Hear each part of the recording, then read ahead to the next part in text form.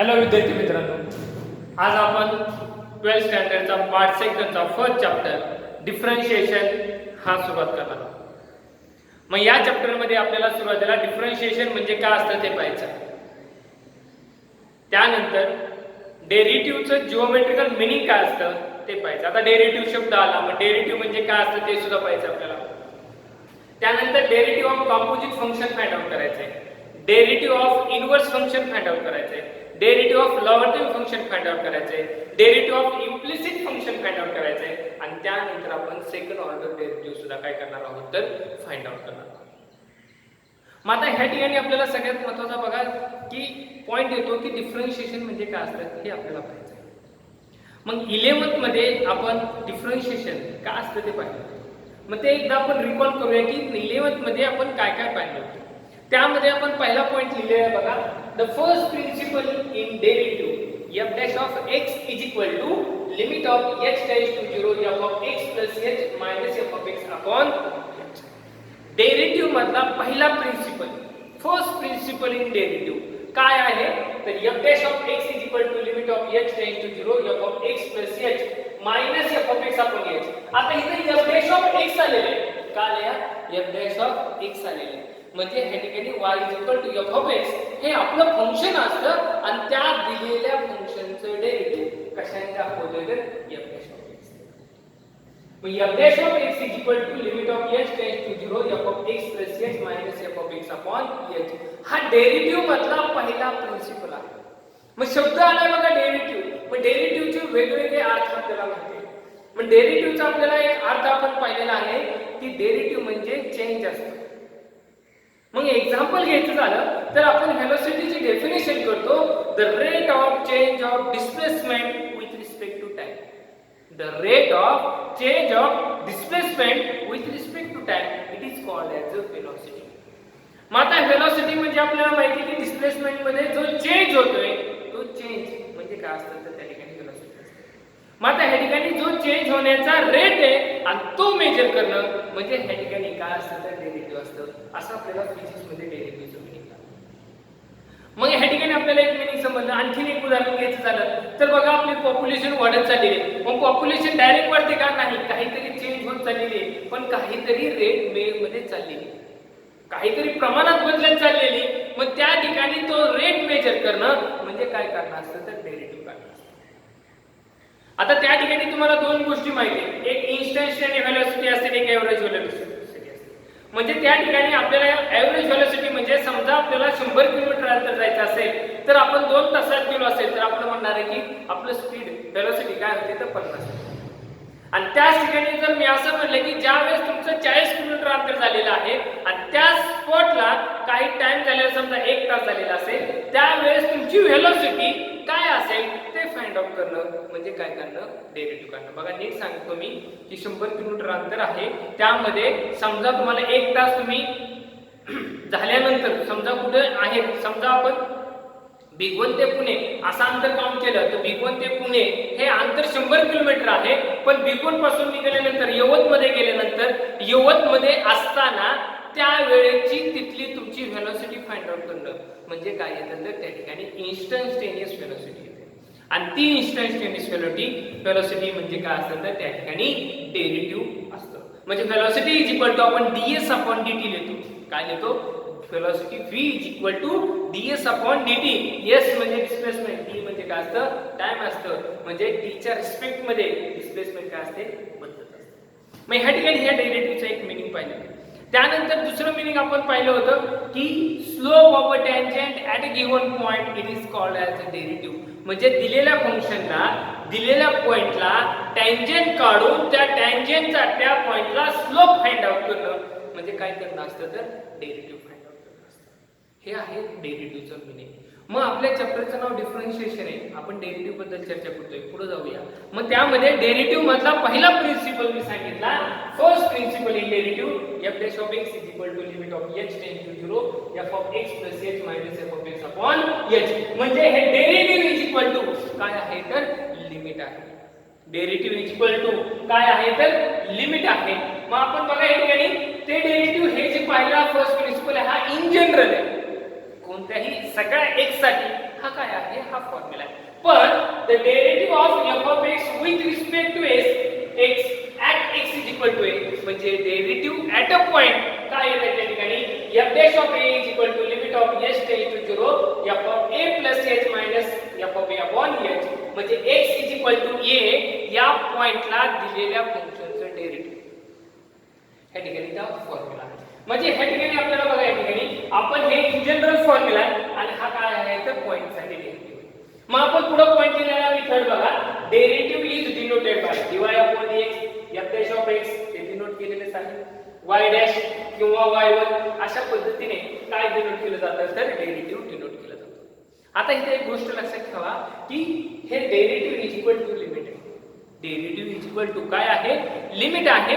मग आपल्याला माहिती आहे की लिमिट हा 11th मध्ये चॅप्टर पाहिलेला आहे. मग लिमिट एक जी असेल तर हे काय असणार आहे तुमचं डेरिव्हेटिव्ह असणार आहे. लिमिटची व्हॅल्यू मिळाली म्हणजे ती व्हॅल्यू कशाची असणार आहे तर डेरिव्हेटिव्हची असणार आहे. हे लिमिट एक्झिस्ट झालं तर डेरिव्हेटिव्ह एक्झिस्ट असणार आहे. पॉइंट फर्स्ट लक्षात ठेवा नीट. जर हे लिमिट हे लिमिट एक्झिस्ट असेल तर डेरिव्हेटिव्ह काय असणार आहे एक्झिस्ट असणार आहे. हे जर लिमिट एक्झिस्ट नसेल तर डेरिव्हेटिव्ह एक्झिस्ट असणार आहे का नाहीये. म्हणजे पहिला point limit exist implies derivative exist. मग लिमिट एक्झिस्ट कधी असतं left hand limit is equal to right hand limit then limit is exist. त्याच पद्धतीने आपण म्हणणार आहे की जर लिमिट एक्झिस्ट असेल तर डेरिव्हेटिव्ह काय असणार आहे एक्झिस्ट असणार आहे. पहिला पॉइंट नीट समजताय. हे लिमिट एक्झिस्ट असेल तर डेरिव्हेटिव्ह काय असणार आहे त्या ठिकाणी एक्झिस्ट असणार. आणि जर डेरिव्हेटिव्ह एक्झिस्ट आहे derivative of f of x is exist then f of x is differentiable. मग त्या फंक्शनला आपण कसलं फंक्शन म्हणणार आहोत तर डिफरन्शिएबल फंक्शन असं म्हणणार आहोत. म्हणजे या ठिकाणी बघा लिमिट एक्झिस्ट असेल तर डेरिव्हेटिव्ह एक्झिस्ट म्हणणार आहे. आणि जर डेरिव्हेटिव्ह एक्झिस्ट असेल तर आपण फंक्शन f of x कसं फंक्शन म्हणणार आहे तर डिफरन्शिएबल फंक्शन असं म्हणणार आहे. नवीन शब्द येतोय. पहिला शब्द नवीन मी इथं सांगितलं होता डेरिव्हेटिव्ह नंतर काय आला डिफरन्शिएबल. बघा derivative f dash of x derivative denote करणार इज इक्वल टू फॉर्म्युला काय मिळाला मला limit of s tends to 0 f of x plus h minus f of x upon h. आणि हे लिमिट एक्झिस्ट असेल तर डेरिव्हेटिव्ह एक्झिस्ट असतं आणि डेरिव्हेटिव्ह एक्झिस्ट असेल तर फंक्शनला डिफरन्शिएबल फंक्शन असं म्हटलं जातं. तर आपण त्या फंक्शनला कसलं फंक्शन म्हणतो तर डिफरन्शिएबल फंक्शन असं म्हणतो. त्या ठिकाणी बघा लास्ट पॉइंट केलेला आहे if delta x is small increment in x म्हणजे x मध्ये मी काय केलेलं आहे त्या ठिकाणी चेंज केलं आहे. Delta x is a small increment in x and the corresponding increment in y is delta y. Then limit of delta x tends to 0 delta y upon delta x is equal to काय येतं तर dy upon dx. काय येतं तर dy upon dx. आता इथे एक लक्षात ठेवा लिमिट एक्झिस्ट आहे म्हणजे काय असतं तर डेरिव्हेटिव्ह एक्झिस्ट असतं. बघा लिमिट एक्झिस्ट आहे तर डेरिव्हेटिव्ह काय आहे एक्झिस्ट आहे आणि डेरिव्हेटिव्ह एक्झिस्ट असेल तर फंक्शन काय आहे डिफरन्शिएबल. फंक्शन काय आहे डिफरन्शिएबल. लिमिट एक्झिस्ट झालं हे लिमिट आपण कोणतंही लिमिट म्हणायचं नाही. हे लिमिट एक्झिस्ट असेल दिलेलं तर डेरिव्हेटिव्ह एक्झिस्ट म्हणणार आहे आणि डेरिव्हेटिव्ह एक्झिस्ट असेल तर फंक्शन कसं असणार आहे डिफरन्शिएबल असणार आहे. म्हणजे त्या ठिकाणी आपल्याला जर फंक्शन डिफरन्शिएबल म्हटलं तर आपण काय म्हणणार आहे त्या ठिकाणी डेरिव्हेटिव्ह एक्झिस्ट आहे आणि डेरिव्हेटिव्ह एक्झिस्ट आहे म्हणजे त्याचं लिमिट काय आहे एक्झिस्ट आहे. मग जर फंक्शन डिफरन्शिएबल दिलं तर आपण dy upon dx एक्झिस्ट लिहिणार आणि dy upon dx एक्झिस्ट आहे म्हणजे limit of delta x tends to 0 delta y upon delta x exist आहे असं म्हणणार आहे. पण आता इथं सगळ्यात महत्त्वाचा पॉइंट राहिलेला आहे. दोन शब्द पाहिले डेरिव्हेटिव्ह डिफरन्शिएबल आणि चॅप्टरचं नाव राहिलेले डिफरन्शिएशन. मग डिफरन्शिएशन म्हणजे काय असतं त्याचा अर्थ बघा. या ठिकाणी काय करणार आहे आपल्याला ते मला सांगा. हे डेरिव्हेटिव्ह फाइंड आउट करायचे म्हणजे लिमिट फाइंड आउट करावं लागणार आहे किंवा काहीतरी फॉर्म्युले आपण अरेंज करणार आहे. या फॉर्म्युल्यावरून म्हणजे फॉर्म्युले आपण शिकलेलो आहे आपण ते पुढे पाहणार आहे.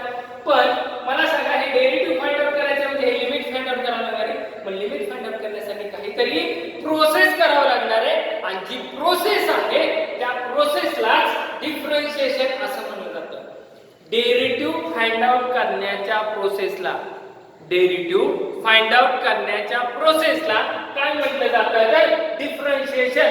म्हणजे या ठिकाणी आपल्याला या चॅप्टर मध्ये डेरिव्हेटिव्ह फाइंड आउट करायचे आहे आणि डेरिव्हेटिव्ह फाइंड आउट करण्याच्या प्रोसेसला काय म्हटलं जातं तर डिफरन्शिएशन असं म्हटलं जातं. म्हणजे या पूर्ण चॅप्टर मध्ये आपल्याला डेरिव्हेटिव्ह फाइंड आउट करायचे.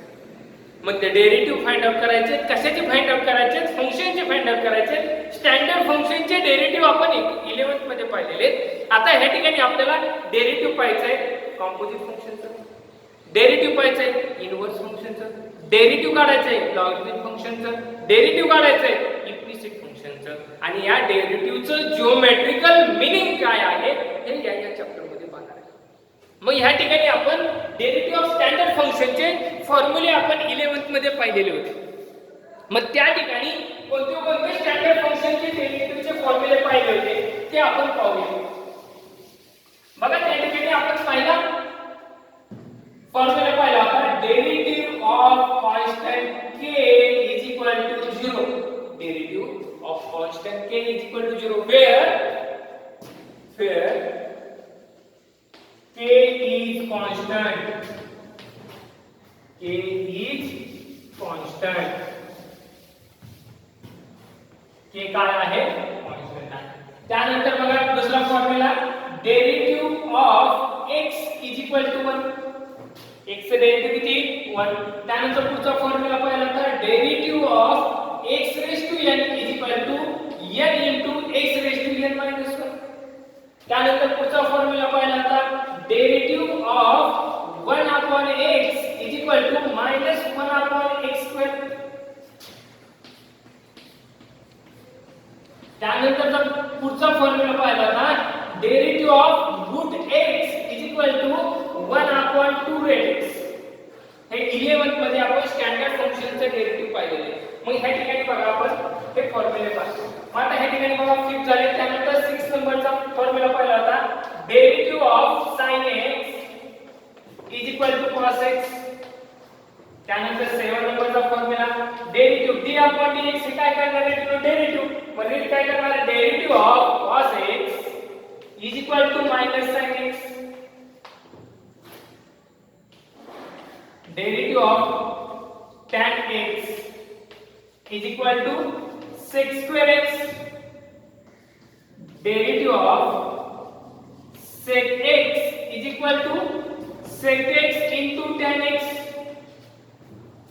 10 नंबरचा formula derivative of cot x is equal to minus cosec square x. त्यानंतरचा 11 नंबरचा derivative of cosec x is equal to minus cosec x into cot x. त्यानंतरचा पुढचा फॉर्म्युला आहे 12 नंबरचा derivative of e raised to x is equal to e raised to x. त्यानंतरचा पुढचा formula आहे derivative of a raised to x is equal to a raised to x into log x. त्यानंतरचा पुढचा formula आहे derivative of log x is equal to 1 upon x. आणि last formula आहे derivative of log of x to the base a is equal to 1 upon x into log a. अशा पद्धतीने डेरिव्हेटिव्हचे 11th मध्ये आपण किती तर 15 फॉर्म्युले पाहिले होते. हे सगळे स्टँडर्ड फंक्शन आहेत. कसे फंक्शन आहेत तर स्टँडर्ड कॉन्स्टंट फंक्शन असू द्या, x raise to n power function असू द्या, rational function, square root function असेल, ट्रिगोनोमेट्रिक फंक्शन असतील, एक्सपोनेन्शियल फंक्शन असतील, लॉगॅरिथमिक फंक्शन असतील. अशा पद्धतीने आपण स्टँडर्ड फंक्शनचं काय पाहिलं होतं तर डेरिव्हेटिव्ह. आता हे मोस्ट ऑफ तुम्हाला हे जे फॉर्म्युले आहेत हे फॉर्म्युले काय पाहिजे तर दोन पार्ट पाहिजे. आणि ह्या फॉर्म्युल्याच्या सहाय्याने आपण काय करणार आहे तर पुढे डेरिव्हेटिव्ह फाइंड आउट करणार. मग आता हे फॉर्म्युले पाहिल्यानंतर आपण काय पाहिलं होतं तर algebra of derivative. Algebra of derivative किंवा त्याला आपण रूल्स इन डिफरन्शिएशन असं म्हणणार आहे किंवा लॉज इन डेरिव्हेटिव्ह. अशा पद्धतीने आपण काय करणार त्याला नाव देणार. मग आता हे फॉर्म्युला बघा परत एकदा रीड करू. Derivative of k is equal to 0, derivative of x is equal to 1, Derivative of x raised to n is equal to n into x raised to n minus 1. Derivative of 1 upon x is equal to minus 1 upon x square. Derivative of root x is equal to 1 upon 2 root x. Derivative of sin x is equal to cos x. Derivative of cos x is equal to minus sin x. Derivative of tan x is equal to sec square x. Derivative of sec x is equal to sec x into tan x. Derivative of cot x is equal to minus cosec square x. Derivative of cosec x is equal to minus cosec x into cot x. Derivative of e raised to x is equal to e raised to x. Derivative of a raised to x is equal to a raised to x into log x. Derivative of log x is equal to 1 upon x. And last la derivative of x to the base a is equal to 1 upon x into log x. अशा पद्धतीने derivative मध्ये हे काय आहेत आपले standard फंक्शनचे फॉर्म्युले आहेत. मग आता यानंतर आपण रूल्स इन डेरिव्हेटिव्ह पाहूया.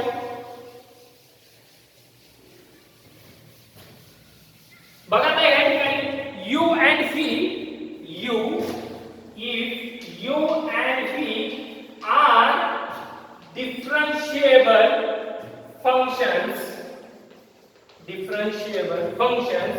of x, u आणि v काय आहेत ते डिफरन्शिएबल फंक्शन्स ऑफ x आहेत.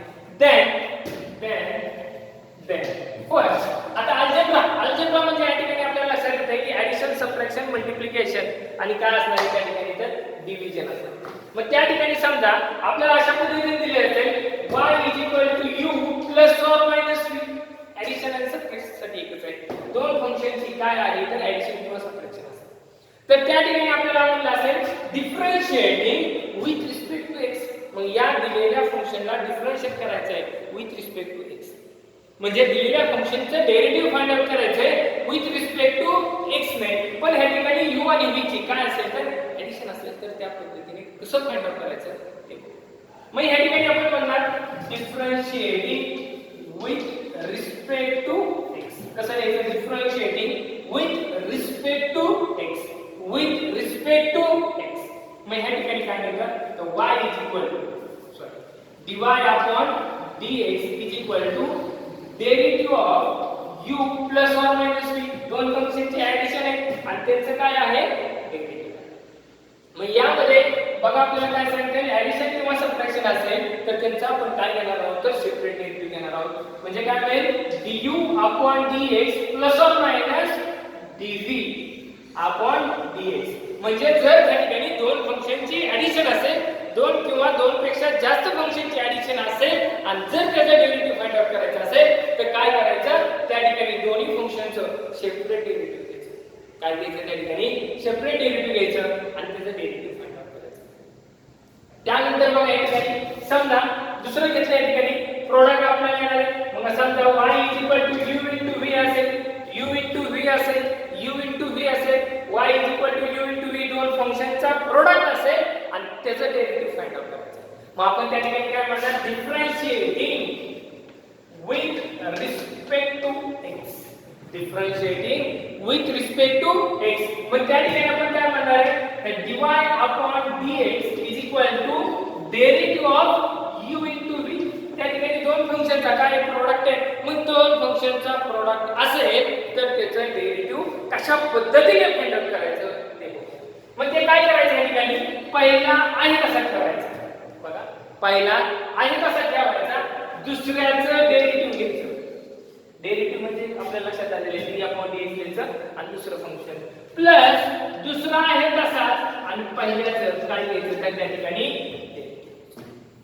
बघा पहिला आहे तसा दुसऱ्याचं डेरिव्हेटिव्ह प्लस दुसरा आहे तसा पहिल्याचं डेरिव्हेटिव्ह. म्हणजे दोन फंक्शनचा जर प्रोडक्ट असेल आणि त्याचं जर डेरिव्हेटिव्ह फाइंड आउट करायचं असेल तर आपल्याला ह्या पद्धतीने काय करावं लागेल त्या ठिकाणी फाइंड आउट करावं लागेल. याला प्रोडक्ट रूल इन डेरिव्हेटिव्ह असं सुद्धा म्हटलं जातं. मग या ठिकाणी बघा ऍडिशन, सबट्रॅक्शन पाहिली, त्यानंतर आता प्रोडक्ट पाहिला.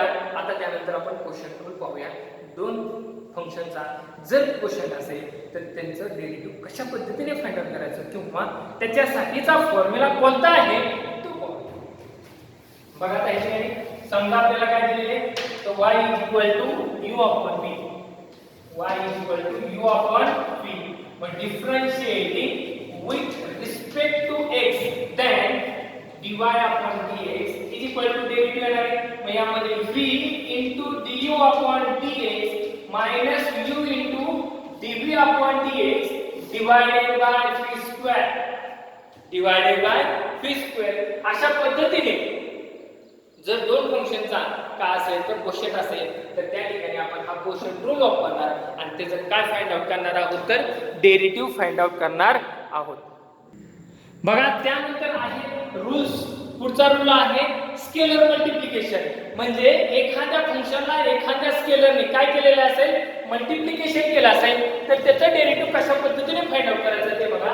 जर समजा y k into u y k into u फिर k इज अ कॉन्स्टंट. मग या दिलेल्या फंक्शनचं डेरिव्हेटिव्ह कसं काढायचं तर त्या ठिकाणी काय करायचं तर dy upon dx is equal to k बाहेर ठेवायचा आणि u चं काय घ्यायचं त्या ठिकाणी डेरिव्हेटिव्ह घ्यायचं. मग त्या ठिकाणी कोणताही नंबरने जर एखाद्या फंक्शनला मल्टिप्लाय केलेला असेल तर तो नंबर बाहेर घ्यायचा आणि दिलेल्या फंक्शनचं काय फाइंड आउट करायचं तर डेरिव्हेटिव्ह फाइंड आउट करायचं. चला तर मग आपण काही एक्झाम्पलचा अभ्यास करूया. बघा हे ठिकाणी फर्स्ट प्रॉब्लेम दिला मी y x² + 3x - 5 आणि काय म्हटलंय तर डिफरन्शिएट क्वेश्चन समजा differentiate the following with respect to x. differentiate the following with respect to x.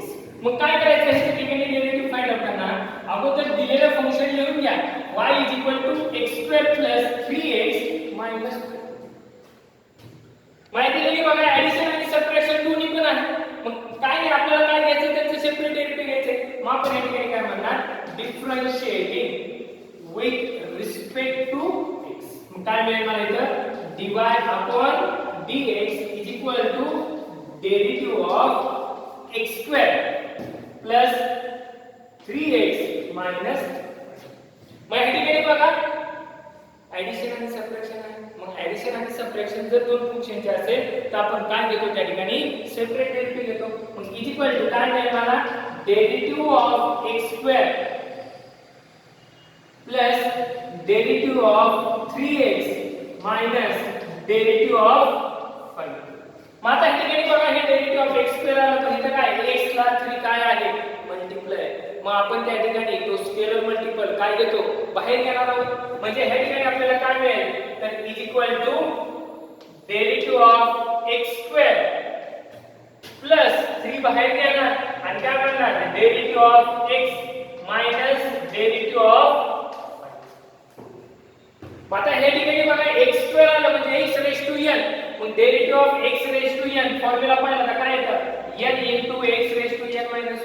x⁻n चं डेरिव्हेटिव्ह काय येतं n * x⁻n - 1. मग ह्या ठिकाणी n ची किंमत किती आहे 2 या. मग पुट करायचं मग काय मिळेल मला इथं 2x आणि 2 मायनस काय मिळेल या ठिकाणी 1 n - 1 म्हणजे 2 - 1 प्लस 3 आहे तसाच x चं डेरिव्हेटिव्ह किती 1 मायनस 5 कॉन्स्टंटचं आहे आणि कॉन्स्टंटचं डेरिव्हेटिव्ह काय येतं त्या ठिकाणी 0 येतं.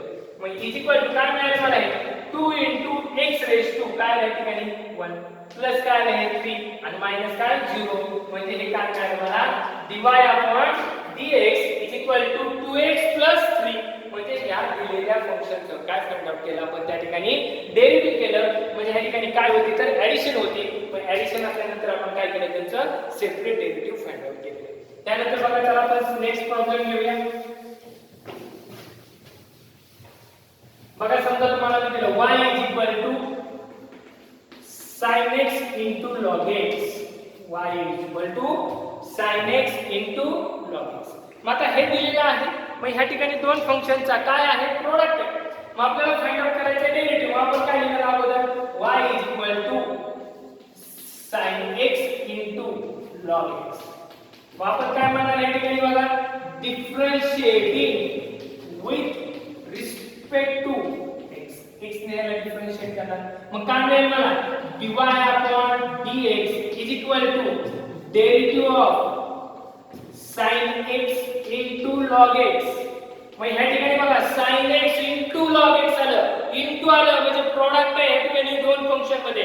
मग ह्या ठिकाणी आपल्याला प्रोडक्ट रूल वापरावा लागणार आहे. मग प्रोडक्ट रूल काय आहे आपल्याला तर माहिती आहे, पहिला आहे कसा sin x, दुसऱ्याचं डेरिव्हेटिव्ह म्हणजे derivative of log x plus दुसरा आहे तसा म्हणजे log x आहे तसाच आणि डेरिव्हेटिव्ह पहिला काय आहे sin x, पहिला आहे तसा दुसऱ्याचा डेरिव्हेटिव्ह प्लस दुसरा आहे तसा, मग इज इक्वल टू हे काय आलं sin x मिळालं, मग log x चा फॉर्म्युला बघायला लिहिला आपण, मग log x चा डेरिव्हेटिव्ह काय येतं त्या ठिकाणी 1/x प्लस log x आहे तसा sin x चे डेरिव्हेटिव्ह काय येतं cos x, म्हणजे आपल्याला त्या ठिकाणी काय मिळालं dy/dx is equal to sin x/x plus log x cos x. अशा पद्धतीने या दिलेल्या फंक्शनचं काय फाइंड आउट केलं तर डेरिव्हेटिव्ह केलं, या ठिकाणी आपण कोणता फॉर्म्युला वापरला तर u * v हा आपण काय केलेला आहे तर फॉर्म्युला वापरलेला आहे. चला तर मग नेक्स्ट प्रॉब्लेम पाहूया. आता आपल्याला काय तर या ठिकाणी नेक्स्ट प्रॉब्लेम देतो मी x = समजा x/log x, x आपण काय दिलेले log x दिलेले, मग ह्या ठिकाणी दोन फंक्शनचा काय आहे भागाकार आहे आणि त्या ठिकाणी आपल्याला त्या दोन फंक्शनचा कोशंट असल्यानंतर आपल्याला त्याचं काय फाइंड आउट करायचं तर डेरिव्हेटिव्ह फाइंड आउट करायचं.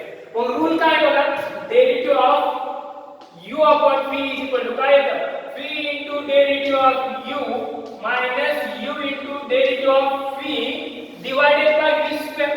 मग आता u काय आहे हा x आहे आणि v काय आहे log x. मग अगोदर दिलेलं फंक्शन लिहूया y is equal to x/log x, हा u आहे ना हा काय आहे मग आपण काय म्हणणार differentiating with respect to x, differentiating with respect to काय करणार आहोत x करणार आहोत. मग ह्या ठिकाणी मला काय मिळेल dy/dx is equal to derivative of x/log x. मग ह्या ठिकाणी हा u आपण म्हणतोय हा काय आहे v आहे, मग फॉर्म्युला काय सांगतोय बघा या ठिकाणी v लिहायचा, मग काय येणार आहे log x येणार आहे आणि डेरिव्हेटिव्ह ऑफ u म्हणजे काय येणार डेरिव्हेटिव्ह ऑफ x येणार आहे मायनस u म्हणजे x नंतर काय डेरिव्हेटिव्ह ऑफ log x आणि डिवाइडेड बाय काय v चा स्क्वेअर म्हणजे काय मिळेल मला log x आणि त्याचा काय होईल हा स्क्वेअर. अशा पद्धतीने आपण फॉर्म्युला वापरलेला आहे. मग फॉर्म्युला वापरल्यानंतर हे फाइंड आउट करूया इज इक्वल टू मला काय मिळाले आहे log x, x चे डेरिव्हेटिव्ह किती आले आहे ठिकाणी 1 मायनस x आहे तसाच इनटू log x चे डेरिव्हेटिव्ह काय 1/x आणि डिवाइडेड बाय log x ब्रॅकेटचा स्क्वेअर. मला या ठिकाणी सांगा मग काय मिळेल हे log x मायनस x ला x कॅन्सल होईल राहील काय 1 डिवाइडेड बाय काय मिळेल मला हे log x ब्रॅकेटचा काय मिळेल त्या ठिकाणी तर स्क्वेअर. अशा पद्धतीने आपल्याला काय करता येईल तर u/v हा सुद्धा काय करता येतो तर फॉर्म्युला वापरता येतो. म्हणजे ह्या ठिकाणी हा काय आहे तर ह्या ठिकाणी मी ऍडिशन सबट्रॅक्शनचं एक एक्झाम्पल घेतलेलं आहे, त्यानंतर प्रोडक्टचं एक घेतलेलं आहे आणि त्यानंतर क्वेश्चनचं एक घेतलेलं आहे. अशा पद्धतीने आपल्याला काय करायचंय तर डेरिव्हेटिव्ह फाइंड आउट करायचे आणि डेरिव्हेटिव्ह फाइंड आउट करण्याच्या प्रोसेसला आपण काय म्हणणार आहे तर डिफरन्शिएशन. मग ह्या ठिकाणी आपण नेक्स्ट लेक्चर मध्ये डेरिव्हेटिव्ह ऑफ कॉम्पोजिट फंक्शन हा पॉइंट काय करणार आहोत तर पाहणार आहोत.